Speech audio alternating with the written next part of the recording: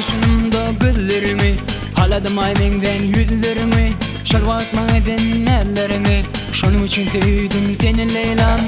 Tüyümük deyip gönlüme düğme Leyla'm senden yoktur o doyumuk Bu dünyada beni yeki koyma Dinle seni sürün Leyla'm Dime tüyümük dime Leyla'm Benim tüyümü bile seni Leyla'm Ege şeyle duğu var olsa senne Benim tüyümü koy yüreğimde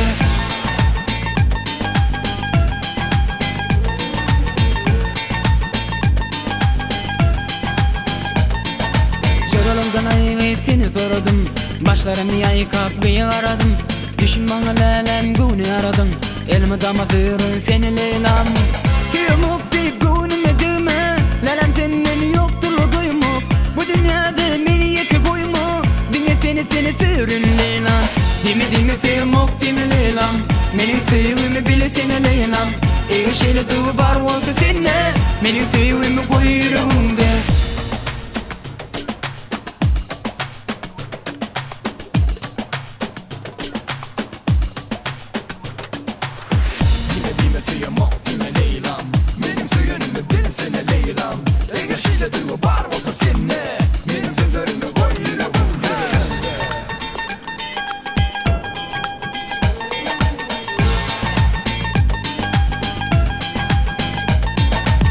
Makadaydır tüy var arada Senin özünim yoktur arada Tüyütüller bilen bana karada Gözür keşim göreyim yeni Leyla'm